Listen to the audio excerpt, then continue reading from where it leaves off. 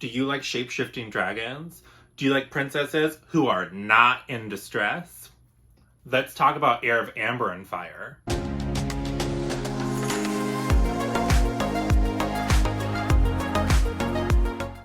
Hi guys, welcome back, bienvenue, and all that jazz. It's time to talk about some books. Today specifically, I'm talking about The Heir of Amber and Fire, the debut novel from Rachanee Lumayno. Lumayno? I'm so sorry, I tried, I promise. This is her debut novel, and it is so good. Let's start right off with some general thoughts and stuff like that. As far as the age range for this book goes, it's somewhere in between middle grade and YA. I would say it's actually like a perfect book if you have a reader in your life that's transitioning from middle grade into YA. This book would be perfect for that. The thing that I say that makes it feel a little bit more middle grade, because I feel like YA tends to have a lot of focus on like a romantic relationship, and thank God this one does not have that. Because sometimes that stuff is just like, bleh, bleh. Do you know what I mean? Like, it's like a strong hard pass. But this book doesn't focus on any of that stuff. We have our main character, Jenica, who is the princess of a kingdom called Kalia. Take your pick. And it's like this magical kingdom that's known for basically being where all the sorcerers of this world come from. And so even our main character, Princess Jenica, has been training in some different kinds of magic and spells and things like that. And the magic is very a la like D&D with words and hand motions and things like that. All I can really tell you, the book is relatively short, so I don't really want to give away any points of the plot. It's just a super fun time. There are shape-shifting dragons. There are evil sorcerers. There are good sorcerers. There are family dynamics, found family. It's just so much fun. Like, if you like younger aimed, just fun adventure fantasy books, this is definitely a book that you should check out. So with that being said, let's dive straight into the 3 parts of my review, starting with part numero uno. Ooh, look at us. We're so multilingual today, French and Spanish. But anyways, part number 1 is the magic and the world building. So like I said, the magic is very a la D&D. So she'll say like a word and do like a hand motion to lock a door, or she does some kind of hand motions and she can communicate across distance, all of that kind of stuff. So that's like the main point of the magic. There are also shapeshifters. So there are people who can turn into dragons, into elk, into whatever. So that all exists in this world as well.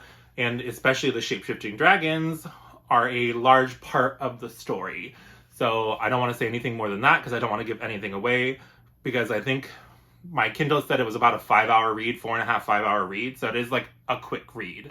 As far as the world building goes, as you would kind of expect from like a more middle grade or like younger YA type story, there isn't a ton of world building, but there's enough that you kind of feel the magic and whimsy of the different kingdoms. There are different kingdoms, we travel to them, we see different customs and that kind of thing, but it's not like a big adult fantasy. We're doing like a deep dive on lore. That's just like not what this age range of book tends to set out to do, and neither does this book. So I would say that the world building is fine. It depends on like what you're looking for. Do you know what I mean? Like if you're looking for just, you're going to be dumped into this world and just feel the whimsy, but you're not necessarily going to know all of the inner workings and all of that kind of stuff, then this book is perfect for you. If you want like social anthropology, then go read friggin' Malazan or whatever. You know what I mean? So yes, magic, super fun, world building, enough that you feel immersed in the kingdoms, but not bogged down by it. So we'll skip on to what language should we do this time?